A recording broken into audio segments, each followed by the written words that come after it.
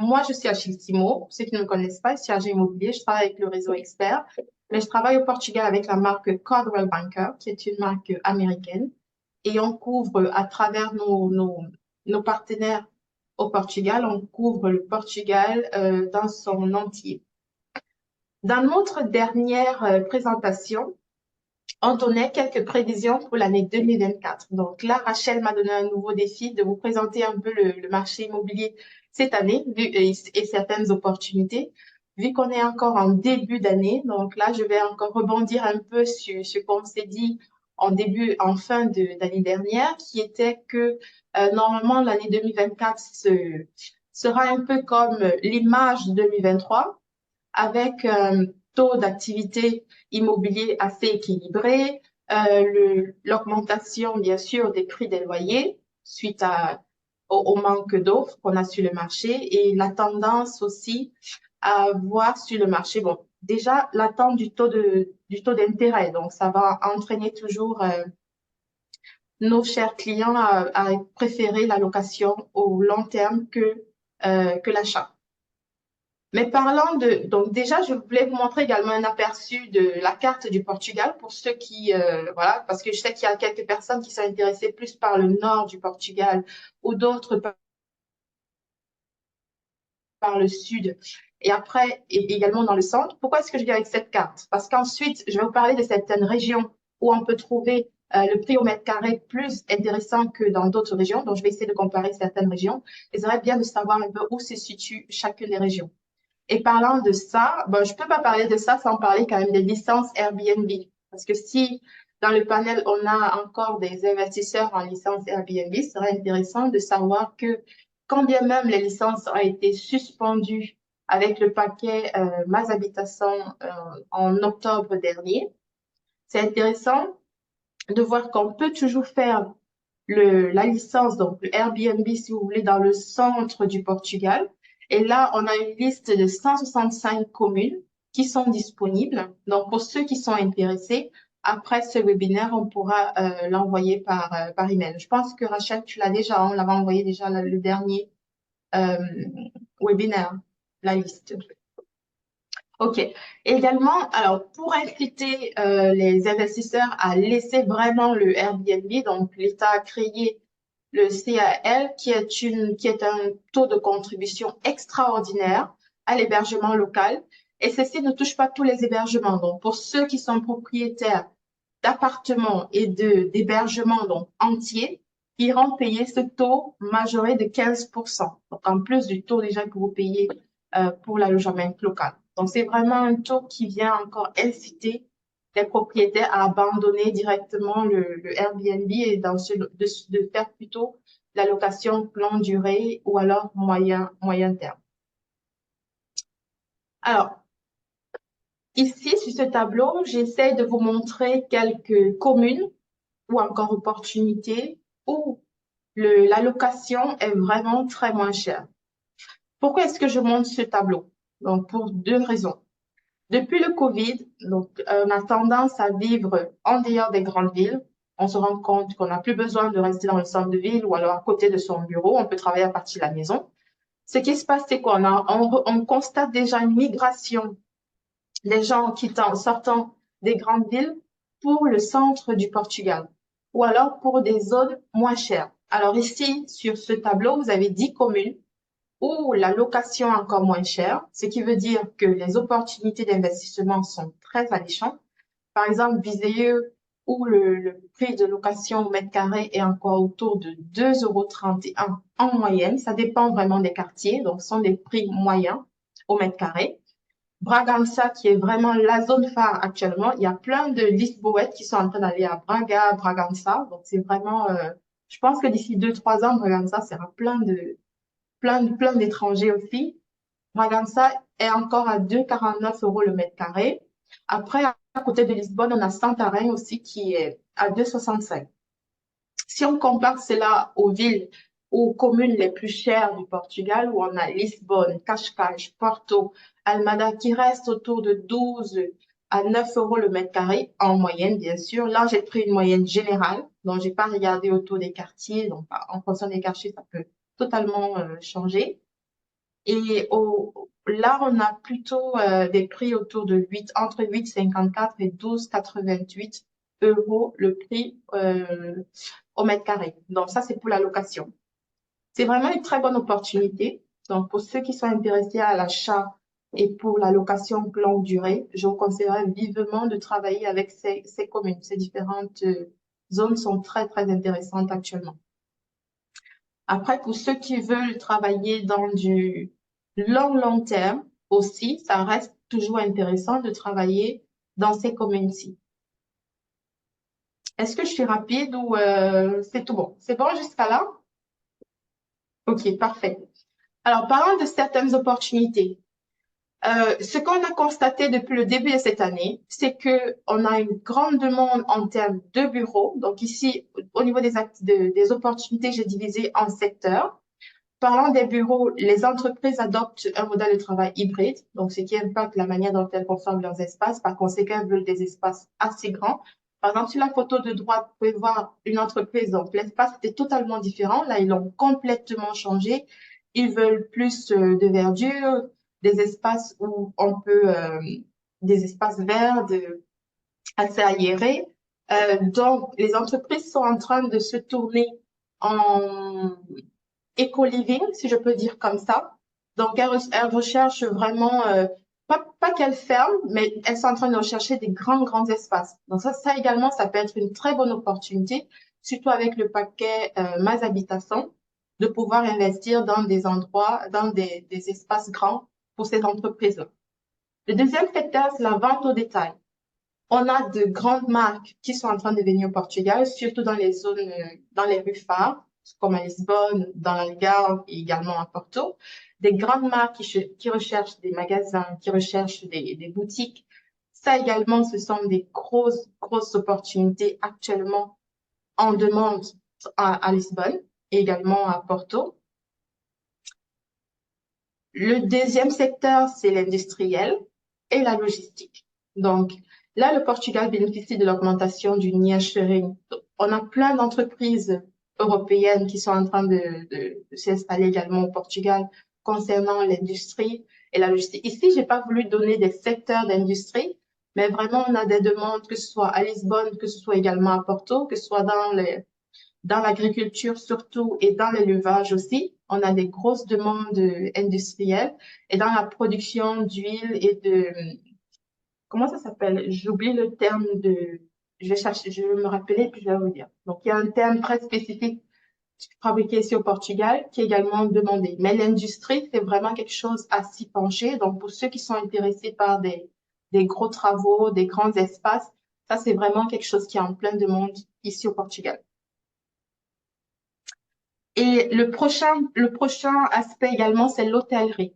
Donc, le Portugal reste un pays très compétitif en termes de tourisme. Et là, on a déjà une grande demande de tourisme d'affaires et l'industrie hôtelière s'impose toujours comme une classe d'investissement de base et la diversité des concepts, des modèles économiques attirant des investisseurs institutionnels. Donc, là, vu notre agence avec laquelle je travaille, l'agence immobilière, on travaille énormément avec des investisseurs qui font dans l'hôtellerie. Donc, actuellement, on a par exemple, des clients qui recherchent des hôtels 3 étoiles, 5 étoiles, 4 étoiles, tous pour rénover. Parce que oui, il y a toujours de la demande.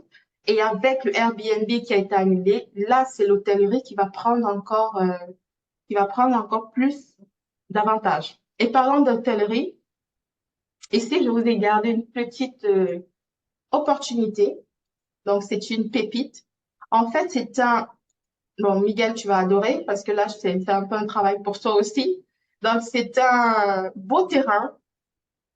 C'est un hôtel rural qui existe déjà. Il est à 5 minutes de cette plage, mais franchement, le site est magnifique. Et là, on est dans le sud-est du Portugal. On a Évora. C'est vraiment magnifique. Donc, là, on est sur 10 hectares de terrain. Actuellement, c'est 1150 mètres carrés qui sont construits. Donc, on a une maison, 4 chambres. Et ensuite, de côté, on a des studios, des appartements, comme vous pouvez le voir là sur la photo. Également, un restaurant avec 70 couverts. L'hôtel actuellement, c'est un hôtel rural. Il fonctionne, il est en plein fonctionnement.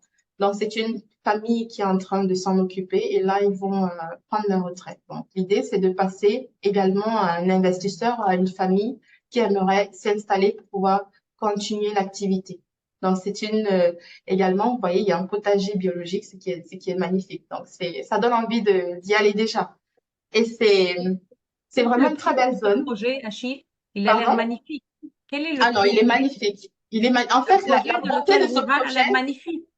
oui, la beauté de ce projet, c'est qu'on peut encore construire, et c'est déjà prouvé, on peut encore construire 2200 mètres carrés. Donc, Combien imaginez il tout ce coûte ce qu'on peut faire projet? avec Ouais. Combien il 2000, coûte oui. pour ça? Combien? Alors, 3000, 3,7 actuellement. 3,7 millions d'euros. OK. Et Oui. Mais le la site, il est rentabilité d'un tel imprenable. investissement, elle tourne autour de combien? Alors là, il faut vraiment que je vous l'envoie par email. Là, j'ai les bilans, j'ai les chiffres, mais c'est le client qui demandera que j'enverrai par email. Comme j'ai dit, OK. c'est un projet familial, mais tout est bien cadré. Donc, on a les bilans de la société et ça, on peut l'envoyer. OK. Très beau Voilà. projet. Ouais, c'est magnifique. Franchement, c'est un beau coin pour des vacances, que ce soit en famille, que ce soit avec des enfants. Et aussi, la particularité de ce projet, c'est qu'on peut faire on peut organiser et promouvoir des fêtes. Donc, des mariages, des baptêmes et tout ça. Donc, il y a assez d'espace pour cela. Vous avez assez rêvé? OK. Donc, on passe au deuxième projet. Alors là, je vous présente, donc là, on n'est pas sur 10 hectares, on est sur 35 hectares de terrain. Également, un autre projet de terrain. Là, on est dans le sud du Portugal. La particularité de ce projet, c'est qu'on fait déjà plein d'activités dessus. Vous avez toutes les activités nautiques que vous pouvez imaginer, le BTT, la montgolfière également, le golf et même les vins. Donc là, on est dans le plan Alentejo, on a la production de vin. Actuellement, il est en vente, donc on a 35 hectares qui sont en vente à 6 millions. Et l'idée, c'est de construire soit des hôtels touristes, soit alors des biens touristiques. Voilà. Donc, il y a déjà plein d'activités dessus et le site est prêt pour cela. Est-ce qu'on a des questions ou je continue la présentation? Non. Non, il n'y a OK, pas de question pour l'instant, Achille. parfait. Alors là, on a fini avec l'hôtellerie. Donc maintenant, on va entrer dans le résidentiel. Et quand on parle de résidentiel, on parle également de résidence étudiante, résidence senior.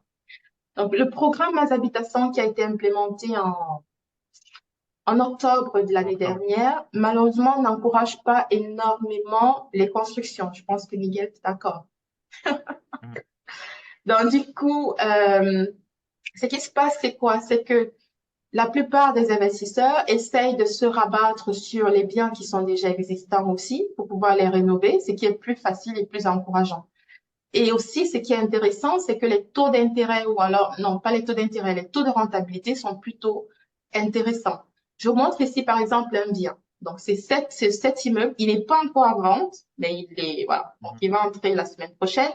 Cet immeuble, qui est en dehors des grandes villes et en dehors de Lisbonne. Là, il a 45 minutes de Lisbonne.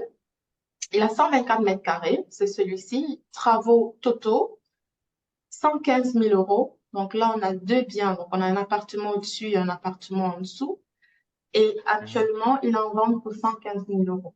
Donc, c'est une très bonne opportunité. Là, on peut le tourner soit en investissement locatif, soit on peut faire une maison pour y vivre. C'est également possible.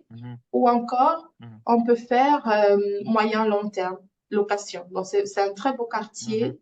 On peut faire énormément de choses. On est vraiment à 10 minutes du train. C'est parfait pour l'investissement. Après, j'ai fait un petit calcul de coût total d'achat. Donc, si on l'acquiert, on imagine qu'on négocie pas le prix, donc 115 000, impôt de transmission, 1280, le timbre, 920 euros, les frais de notaire, 500 euros, et le coût total d'acquisition, 117 700 euros. En supposant qu'on le mette en location, donc on l'a déjà bien rénové avec Miguel, et voilà, Il est magnifique, Attention, Achille, meublé. Oui, tu n'as pas spécifié le coût de la rénovation, ou alors peut-être que Miguel peut le spécifier, parce que exactement. Je n'entre pas dans les coûts de rénovation parce que c'est vraiment pas mon domaine. Mhm. Donc, moi, oui, je mais me, Oui. là, quand tu présentes le tableau, il faut quand même inclure, hein, parce que d'après l'état de la ruine, il faut quand même en parler. bah, je pense que Miguel pourra donner un petit, mais là, il aura besoin vraiment de voir le bien en lui-même. Donc, entrer dans le bien, il voit l'état. Mais déjà, pour moi, je suis allée deux fois, Connaître donc un je peu. peux dire que au moins, il faut investir 50 000 euros par appartement pour faire une bonne rénovation. Ok, Donc, il faut, voilà.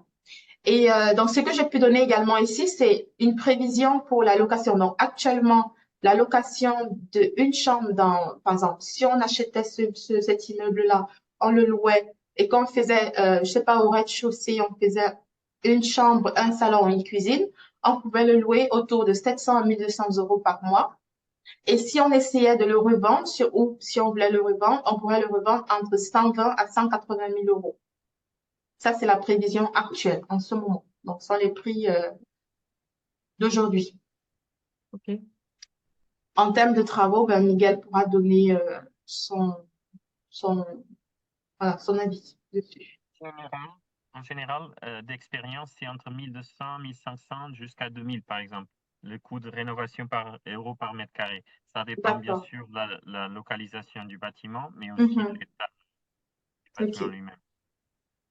D'accord. Donc, 1500 euros le mètre carré, c'est ça? Ouais, donc ça signifie au moins, si je me trompe pas, Mhm. au moins 100 000 euros de Ouais. rénovation. Oui, oui, oui. Là, il faut penser Donc, autour de cent ouais, cinquante mille euros de rénovation. ouais. Oui. C'est ce que moi je pensais d'ailleurs avant que Miguel le dise, parce qu'il y a beaucoup de La ruine. travail. OK. Mais Mais la c'est une ruine, très c'est bonne bien aussi. opportunité. En fait, c'est Ouais. une très bonne opportunité parce que c'est situé également à côté. Donc là, derrière, il y a le marché de ce petit village. Donc, c'est un petit village, c'est un beau quartier. Et il y a le train, Mhm. il y a vraiment toutes les commodités autour. Donc, c'est bien soit pour la location longue durée, soit pour la revente. Pour la Mhm. revente, pour des jeunes couples qui cherchent des appartements à acheter, ou alors pour la location, voilà, pour ceux qui n'arrivent pas à acheter leur maison et qui veulent louer. Donc, il y a ces deux offres qui sont proposées sur le marché également. Alors, et ensuite, je vous ai gardé une autre petite opportunité. Donc, c'est un studio avec une rentabilité déjà garantie de 4%. Vous m'entendez, Achille, ou Là, pas? pardon? Vous m'entendez? C'est Carla qui parle. Oui, Oui, Carla, allez-y. Oui, pardon, excusez-moi. Oui, alors moi je reviens juste sur le petit, voilà, ce que vous avez montré avant, parce que c'est vrai que nous, c'est le genre de typologie qui peut nous intéresser en termes de projet, hein, c'est-à-dire partir sur de la rénovation. Et c'est vrai que, enfin, c'est ce que vous disiez, Rachel, le coût enfin, de rénovation est extrêmement important pour justement être capable de calculer la rentabilité du projet. Et là, le fait, si on dit que ça, il y en a pour au moins 100 000 euros, ça ne devient pas un projet hyper rentable en fait. Ou alors c'est un projet qui Oui sera et rentable dans non. la location hyper Oui loin. et non, Carla, parce que en fait, d'abord, moi, j'étais très réaliste aussi. Donc, quand j'ai vu l'immeuble, d'abord, premièrement, ça se voit que l'immeuble est en ruine. Absolument. L'estimation aussi, donc, de Miguel, elle est correcte. Mais ce que vous devez voir, donc, c'est la rentabilité. Alors, c'est vrai que ça vous diminue la rentabilité quand vous calculez donc le pourcentage que vous recevez au niveau de la location, mais par la suite, il y a aussi l'appréciation du bien. Par la suite, si vous détenez le bien plusieurs années, au niveau de la revente, vous allez avoir une belle plus-value, je pense. Ça sera pas immédiate, mais Oui, sur euh, vraiment du long terme.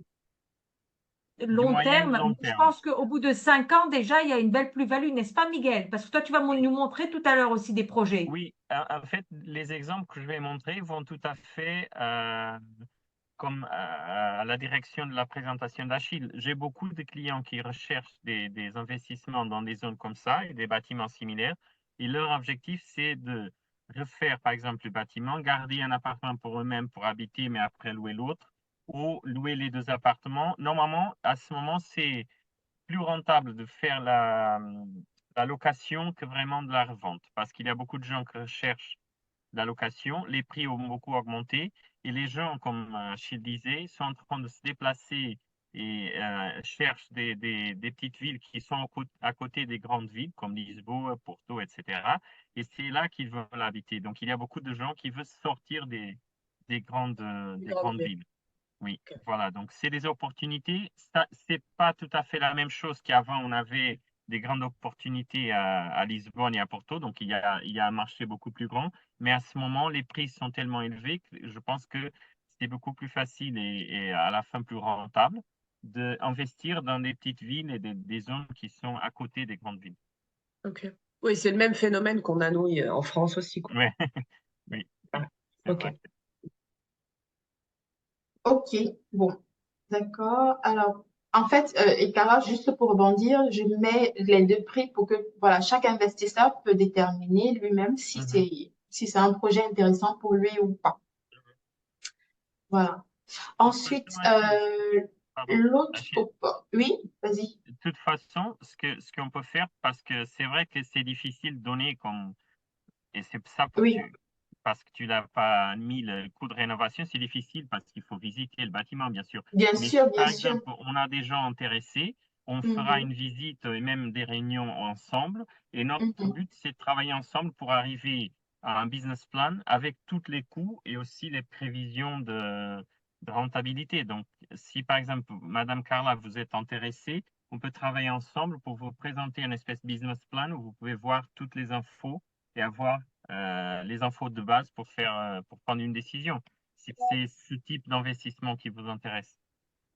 Bah, disons, alors, c'est pas celui-ci en particulier, mais cette idée Oui, de oui, c'est pouvoir, parfait. en effet, repartir sur des biens existants avec du potentiel, oui, c'est des choses qui nous intéressent, des choses qu'on a déjà fait ici en France. Donc, mais c'est vrai que voilà, dans la présentation, bah, c'est juste une remarque, il y a pas du tout c'est pas du tout une critique, hein, mais Non, non, cet non, aspect rénovation, elle est importante pour bien se sûr, rendre compte vraiment de quoi on parle. oui, bien sûr, bien sûr. Mhm. Mais on est là justement pour ça, pour vous aider à trouver des opportunités avec Achille et moi un peu de voir quelles sont les possibilités du bien. Ok, parfait, merci. La dernière opportunité que je présente ce matin, c'est un studio avec une rentabilité garantie. Garantie pourquoi? Parce que l'appartement, il est déjà loué, donc il a un contrat de location de longue durée. Et, euh, et actuellement, il est en location, donc il a été rénové totalement, c'est cet immeuble-ci, ou le studio au troisième étage. Il a été rénové totalement pendant la pandémie. Et il a un ascenseur, il est plutôt comme neuf. Donc, c'est aussi une bonne opportunité. Donc, pour ceux qui veulent rester dans une rentabilité fixe de 4%, voilà. Donc, c'est une petite opportunité. Il est en face de l'ambassade de France et il a la particularité d'être, donc, il est loué à une entreprise qui est en train de gérer comme Airbnb. Donc, il a plutôt un taux d'occupation très élevé, très intéressant, ce qui est plutôt bien pour l'investisseur. Donc, ici également, j'ai fait un petit calcul des frais du coût total d'acquisition au cas où on achèterait la location actuelle et la rentabilité annuelle. Voilà.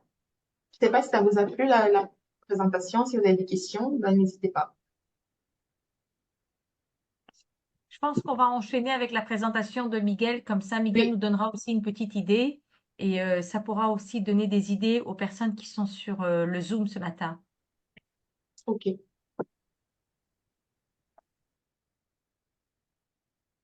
Que tu finis d'être dans la voiture, mais j'ai vraiment une réunion de chantier qui démarre dans une demi-heure.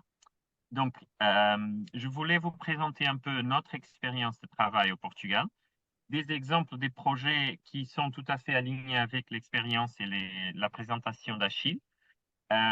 Et aussi vous parler un peu du futur parce que, comme Achille a dit, il y a une nouvelle loi de révolution, si on peut dire, de la construction au Portugal qui a passé en octobre. On a bien sûr à ce moment des élections et ça dépend un peu du résultat, mais la législation va démarrer concernant l'architecture et le permis de construire va démarrer début mars, donc la prochaine semaine, et ça sera vraiment un grand changement. Donc, je vous propose, à ce moment, je peux vous parler un peu en général, mais même nous, les archis, les ingénieurs, on est en train de comprendre les changements. Je vous invite à revenir dans des prochains webinaires où on peut voir comment ça a démarré les changements et notre expérience des changements qui vont venir. Donc, à ce moment, comme la législation n'a pas encore changé, je peux vous dire que notre travail d'architecte et des ingénieurs continue à être un peu organisé comme cette description. Donc, on démarre à travailler avec vous où on fait une espèce d'étude préliminaire où on peut voir toute la législation applicable au bâtiment ou au lot, à l'appartement, peu importe. Et on voit avec vous qu'est-ce que c'est possible à faire. Même, comme on était en train de dire, on travaille avec Achille pour voir, pour vous faire un espèce de business plan où vous avez toute l'information nécessaire à prendre une décision et avancer avec l'investissement. Notre deuxième phase de travail, ça sera le permis de construire, fait entre les architectes et les ingénieurs. À ce moment, c'est fait en 2 phases. Dans le futur, ça sera beaucoup plus simplifié, mais je peux vous parler un peu de ça à la fin. Et c'est la mairie qui va analyser le permis, les dessins, les documents, etc., d'architecture et ingénierie, et ils vont nous donner la licence de construction. Entre les deux, on travaille avec les clients, mais surtout, on travaille dans les détails du projet d'archi exécution pour faire la construction. Donc, on fait un dossier de consultation des entreprises pour donner aux 2, 3, 4, 5 entreprises choisies par nous et par vous pour démarrer la construction. Et pendant la construction, on sera présent dans le chantier pour vérifier l'avancement des travaux et garantir la qualité des finitions, de la législation, etc. Donc, à la fin, on a quelque chose de très important à ce moment, mais ça sera bientôt changé avec l'application de la nouvelle législation, c'est la licence d'utilisation où la mairie va demander tous les documents de chantier, les dessins as-built, donc les dessins de finaux de construction, et plusieurs documents comme les certifications énergétiques, etc. Et il va vous donner la licence d'utilisation. C'est qu'avec cette licence que vous pouvez louer, habiter ou revendre votre propriété. Donc ça, c'est à ce moment. Après, avec la simplification de permis de construire, ça va beaucoup changer. Donc, je vais vous montrer des exemples des projets qu'on est en train de faire, qu'on a déjà terminé à Lisbonne, mais aussi ailleurs. Et donc, ça, c'est un exemple qui va dans la direction d'Achille, qui disait et parlait des logements pour des étudiants universitaires. Donc, ça, c'est un co-living, des nouvelles formes d'habitation qu'on a réalisé avec des investisseurs d'Allemagne qui est à côté de la cité universitaire de Lisbonne. Donc, ils ont acheté tout un bâtiment qui avait des appartements, un petit café au rez-de-chaussée. Et on a transformé dans un bâtiment de co-living, où chaque chambre, c'est individuel. Vous pouvez louer une chambre, mais après, c'est tout intégré. Donc, l'Internet, le nettoyage, etc., c'est tout intégré. Et vous avez des salles de bain communes, mais aussi des chambres avec des salles de bain individuelles. Et après, un grand espace en bas qui a un séjour, une cuisine ouverte. Donc, c'est en fait des nouvelles formes de logement. Ça sera, en fait, il y a plusieurs projets qui démarrent à Lisbonne, au Portugal, et c'est étudié comme des nouvelles formes de logement. Donc, ça, c'est aussi des autres formes de travailler, comme Achille était en train de présenter. Ça, c'est un petit palais au centre de Lisbonne qu'on est en train de refaire avec, à chaque pièce avec des investisseurs brésiliens qui font des cowork. Donc, chaque salle est divisée, reste avec un grand espace et après divisée avec des petites tables et des zones de travail individuelles, zones de travail communes, des kitchenettes communes et des salles de réunion. On est en train de refaire à ce moment le rez-de-chaussée. On a déjà fait le dernier étage. Et on fait à chaque fois, parce qu'avant, il y avait des bureaux plus classiques, et à chaque fois que les entreprises ressortent, on revient et on refait le bâtiment en termes de cowork. Donc, c'est une autre tendance qu'on voit ici à Lisbonne. Et comme Achille était en train de dire, la location des bureaux et même de cowork est en train d'agrandir à Lisbonne plutôt. À Porto, je pense qu'à stabiliser un peu. J'étais en train de regarder dans la presse hier. Mais à Lisbonne, ça a démarré une recherche beaucoup plus forte de bureaux. Après, j'ai des rénovations plutôt classiques qu'on a fait déjà au centre-ville de Lisbonne. Donc, ça, c'est un bâtiment qu'on a réhabilité complètement pour des investisseurs portugais et brésiliens, où on a fait des appartements de Airbnb de luxe, service apartments, au centre-ville, À ce moment, comme Achille avait dit aussi, les licences de Airbnb ou d'AL, comme on les appelle, sont fermées dans des grandes centres-villes. Il y a encore des opportunités, mais je commence à voir même des clients à nous que veulent changer les bâtiments qu'ils avaient, et on a déjà 2 exemples de ça, des 2 exemples des clients qui avaient des bâtiments complets à AL, donc Airbnb, et qu'on est en train de changer pour des hôtels. Donc, on fait une étude avec le tourisme du Portugal pour changer le type de classification de logement local jusqu'à petit hôtel, boutique hôtel, des hôtels une étoile, voilà, des classifications qui sont applicables au type de bâtiment existant déjà.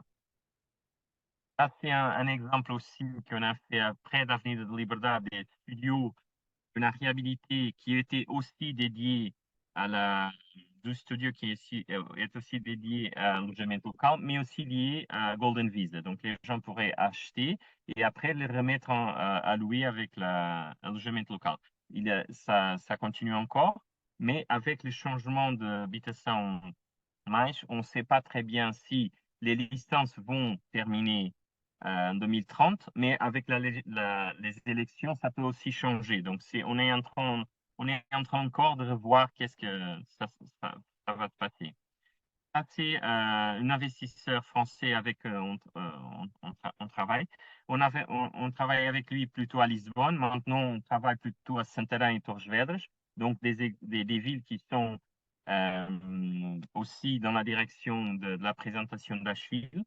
Et ça, c'était un bâtiment on a refait complètement avec des appartements sympas, avec un parking au rez-de-chaussée qu'il a revendu dans le marché portugais. Il y a des Portugais qui l'ont acheté avec des prix intéressants, aussi des étrangers. Et donc, c'est spécial parce qu'en fait, il y a un grand parking que ce n'est pas la norme au centre-ville de Lisbonne. Donc ça, c'est des investissements plus classiques de revente immobilière. À ce moment, il y a beaucoup de recherches aussi à Lisbonne des appartements, des maisons, soit pour louer, soit pour l'achat. Donc, il n'y a pas beaucoup de produits à ce moment, donc les prix ont aussi augmenté. Ça, c'est Campo Rico. Donc ça, c'est le quartier, comme on appelle, le quartier français de Lisbonne. On a refait ce bâtiment, il était vraiment en ruine, avec six appartements qu'en fait, ils ont été presque tous revendus aux clients français, parce qu'en fait, il est jusqu'à côté du lycée, donc c'est une zone d'influence du lycée, donc il y a beaucoup de couples français qui s'y installent ici. C'était de la revente immobilière classique, normale. Après, je vous montre un exemple un peu différent, mais c'est un exemple dans un appartement qu'une cliente française a acheté à Grasse, donc c'est à Lisbonne, à côté du château de Lisbonne, donc la zone historique. Elle a réhabilité l'appartement avec nous et elle a revendu l'appartement. Donc après, comme on était en train de dire, dans la direction Torres Vedras, Santarém, etc. Donc ça, c'était un exemple d'un bâtiment qu'on est en train de finir la réhabilitation. À Santarém, c'est à 40 minutes au nord de Lisbonne. Il y a une autoroute, du train, et il y a beaucoup de gens qui se sont déplacés à habiter à cette région, mais qui travaillent quand même à Lisbonne, mais avec aussi les expériences de travail hybride. Donc, à ce moment, il y a beaucoup de compagnies et d'entreprises au Portugal qui travaillent 2 jours, par exemple, dans leur bureau et après 3 jours à maison. Donc, ça dépend, mais il y a cette expérience qui est en cours en ce moment aussi. Donc, ça, c'est un bâtiment qu'on est en train de finir la réhabilitation avec 6 appartements. Et on voit qu'il y a beaucoup de gens qui cherchent des appartements avec des bonnes surfaces. Il y a aussi un petit jardin avec un parking aussi, à 30 minutes, 40 minutes de Lisbonne. Après, Alcácer do Sal, c'est le même style de ville, donc pas très grande, à 40 minutes de Lisbonne. C'est plus ou moins où je suis à ce moment. C'est aussi une vieille usine qui était au centre-ville d'Alcácer. Et on est en train de refaire, on va bientôt démarrer la construction et on a transformé dans un bâtiment de logement avec 9 appartements liés au Golden Visa dans ce cas. À Comporte, on fait plusieurs projets. Donc, Comporte, c'est une zone à côté de la mer avec beaucoup de plages. Donc, c'est une zone touristique avec une gamme haute, mais moyenne haute. Et par exemple, cet exemple, ça a été réalisé pour un couple français qui a construit une maison pour avoir une maison d'été, de vacances, mais qui aussi cherchait à avoir un investissement que pourrait se payer avec la location saisonnière de la maison. Donc, on a plusieurs projets dans ce type que des couples et des petits investisseurs qui vont acheter des terrains où on fait des maisons qui sont des maisons de famille, mais qui ont aussi un côté de location et de touristique. Donc voilà, on a plusieurs projets dans cette région de l'Alentejo qui ont cette caractéristique touristique. Donc, un terme d'opportunité dans le futur. Comme j'avais dit et comme Achille avait aussi dit, en octobre, il y a une nouvelle législation qui est passée qui va en fait faire une révolution dans toute la construction au Portugal, l'alojamento local, Airbnb. Donc, ça va toucher plusieurs points de la construction, du logement, de l'architecture, de l'ingénierie. Cette législation est un grand paquet de législation, mais qui est en train d'être appliquée par phase. Maintenant, dans le début de mars, on aura la phase archi, si on peut l'appeler, la phase permis de construire, architecture et ingénierie, qui va être mise en place. Donc, on est en train d'avoir des formations alors des architectes, des ingénieurs, et on est en train d'apprendre vraiment les changements. Mais je peux vous dire de tout ce que j'ai appris déjà, que les permis de construire vont être beaucoup simplifiés. Ça, c'était un des problèmes. Tous les investisseurs nous disaient que, et on voyait que c'était un gros problème, c'est que les permis de construire prenaient 1 an, 2 ans, 3 ans, etc. Et l'idée, c'est qu'il y aura une plateforme unique digitale pour toutes les mairies au Portugal. Tous les documents seront digitales. Il y aura un permis d'archi et d'ingénierie quand il y a vraiment des changements structurels, changements d'auteur, changements de volume, ou quand il y a des grands plans de protection historique des bâtiments. Mais par exemple, il y a une grande simplification de tous les petits travaux de changement antérieur. On est juste obligé de demander de faire une communication des travaux, pas vraiment un gros permis de construire comme avant. Si on ne touche pas la structure, le volume, l'auteur du bâtiment, c'est juste une communication des travaux. Les documents à fournir au permis de construire vont être aussi simplifiés et les plus importants seront les documents de termes de responsabilité des techniciens, des architectes et des ingénieurs, mais plutôt à la fin, les licences d'utilisation vont être beaucoup simplifiées. Donc ça, de ce que j'ai compris, on est en train de comprendre en fait, c'est qu'à la fin, les mairies vont demander juste une communication de conclusion des travaux et pas vraiment toute une liste énorme de documents qu'on était obligé de rendre.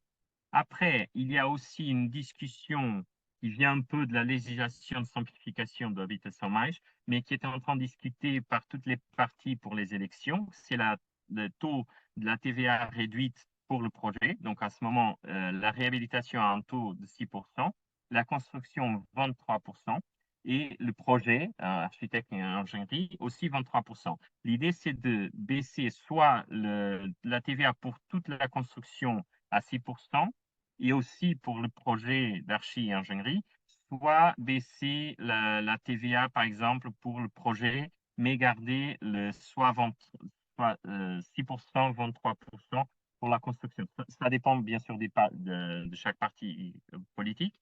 Et c'est des réflexions qui sont en cours et on va voter aussi fin mars.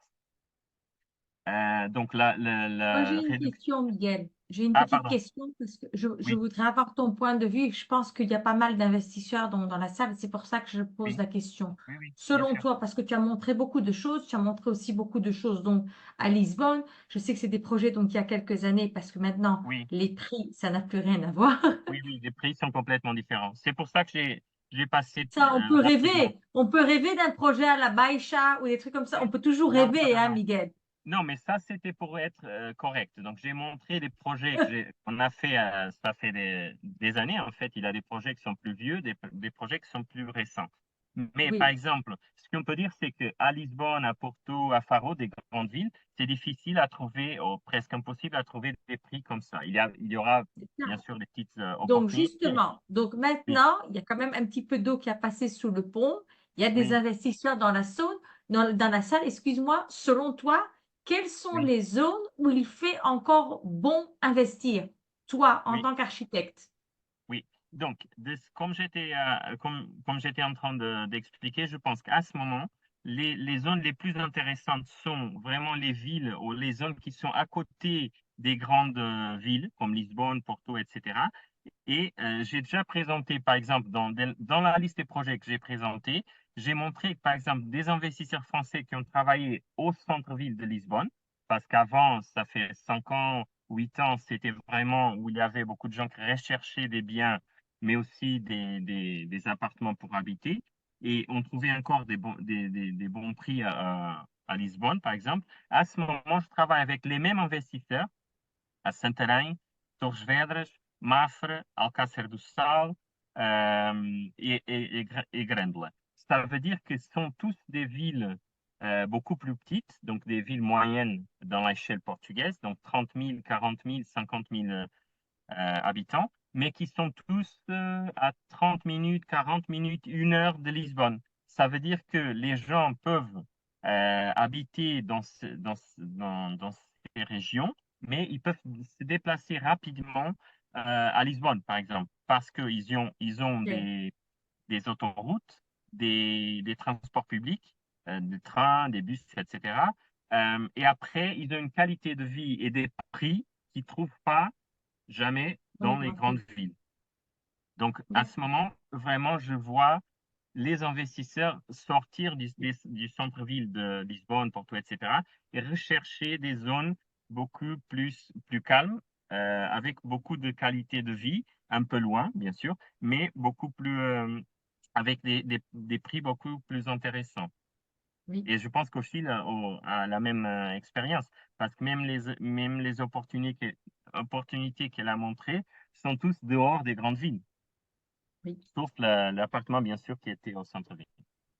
Ok. Ben, c'est vrai, Miguel. Et aussi, je ne sais pas si tu te rappelles du premier slide que j'ai montré avec les locations moins chères, où c'était dans le nord, et là, tu parlais de Santarém, où le prix de la location est à 2,49 Oui, euros le mètre oui, carré, donc ça reste une très bonne zone. Dernièrement, oui, j'étais à Évora aussi, et puis là, aussi en dehors de Lisbonne, ça reste toujours c'est une ville très intéressante pour oui, investir. oui. Oui, Et absolument.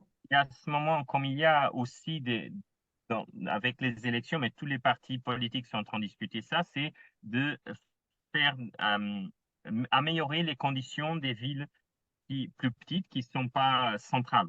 Donc, par exemple, Saint-Alain, à ce moment, il y a un hôpital qui est en train d'être construit. Donc, il y aura beaucoup de gens qui vont s'installer à cette ville. Il y a la question de l'aéroport interne, mais bon, il y a une proposition d'avoir un aéroport pas très loin de Saint-Alain. Donc, il y a des grands investissements dans les lignes de train. Donc, il y a vraiment la possibilité de les gens de se déplacer dehors des grandes villes parce qu'il y aura aussi des meilleures conditions dans ce ville. C'est pas tout à fait, c'est que les prix sont plus bas, c'est que aussi il y aura des conditions beaucoup plus intéressantes pour y habiter. Donc il y aura des hôpitaux, des centres de santé, des écoles qui sont en train d'être développés. Donc je pense que ça c'est aussi très important.